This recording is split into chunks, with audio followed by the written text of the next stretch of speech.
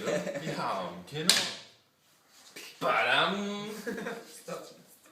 Jeps, så har vi definitionen på kendeord, og der bruger man navnord i forbindelse med kendeord, og både i dansk og engelsk, der har vi bestemte og ubestemte kendeord, og de bestemte kendeord er bestemte handler altså om udtalelsen, om det er det eller de, og ubestemte handler om det er eller an. Og Asbjørn han vil lige komme ind på nogle eksempler omkring bestemte kendeord.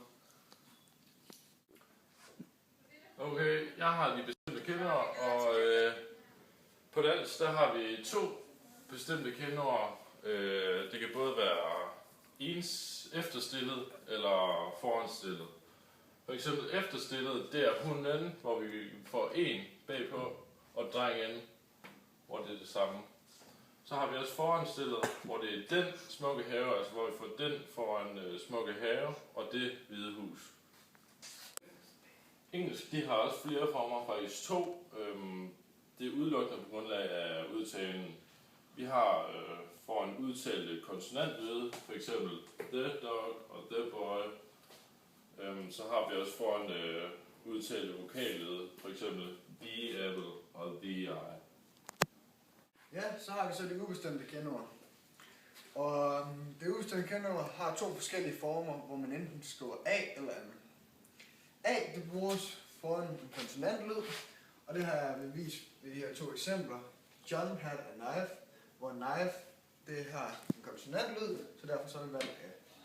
Og et andet eksempel, det er Andreas is a happy boy, hvor at happy, det har en konsonantlyd, så er det valgt A igen. Et andet, det bruges for en vokallyd, og der har vi også 2 eksempler, og det er, det første eksempel, det er Bill was an offender, og der er det helt tydeligt at se, at offender, det har en vokallyd, så derfor det er det andet.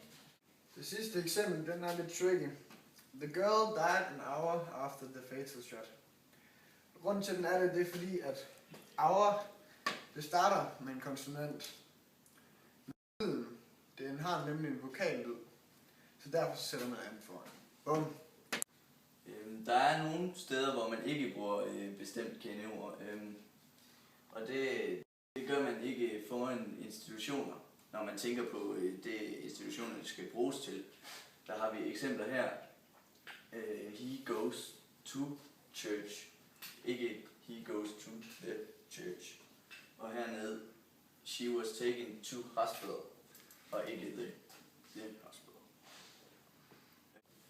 Når man så taler om selve bygningen, så bliver der sat the ind foran.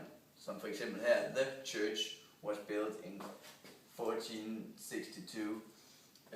Og hernede, he parked behind the school. Fordi her, der tænker man ikke på, hvad selve institutionerne bruges til. Derfor er der the